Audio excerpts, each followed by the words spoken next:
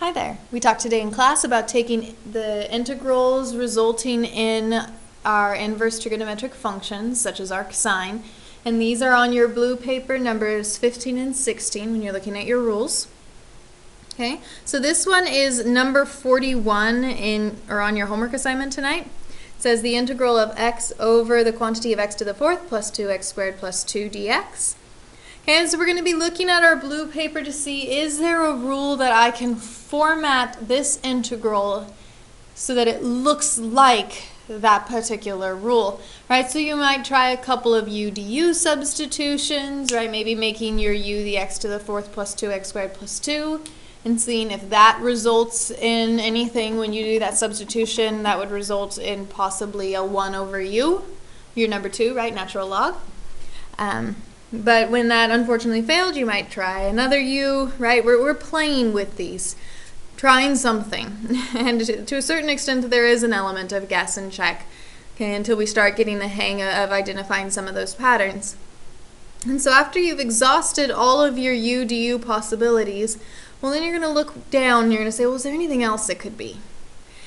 And when you see the one that results in arctan, the arctan rule, okay, looks like this. Okay. 1 over a squared plus u squared du. Two squares being added together, one of which is a function of x, the other of which is a number.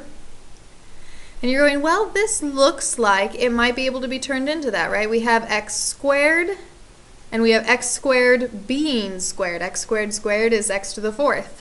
And so this might be an element where we complete the square, a time where we complete the square. Okay, so I'm going to go ahead and rewrite this x dx, and we're going to try to complete that square. X squared, half of 2 is 1, being squared. 1 squared is 1, but this was 2, so I'm going to go ahead and do plus 1. Because 1 squared plus 1 equals 2, right? That way we've maintained equality. And sure enough, we now have that form, right? We have our a, our number that's being squared, because this is the same as 1 squared. And we have our function being squared. Okay, and so I'm going to go ahead and rewrite this, flip that 1 and the x squared plus 1 squared around, so it actually looks like our rule. Unfortunately, when I look at my u here, or my possible u, I'm noticing there's some pieces that are attached to the x, which necessitates a u du substitution. My u is going to be x squared plus 1, and my du is going to be 2x dx. And when I divide that 2 over, I get 1/2 du equals x dx. And will you look at that? X dx, x dx. So these are going to get substituted out and replaced with the 1/2 du. Okay, so let's go ahead and do that. I'm going to pull this 1/2 outside because it's a scalar. Okay, so the x dx became 1/2 du. The 1's still there. And the x squared plus 1 becomes u. So we have u squared over 1.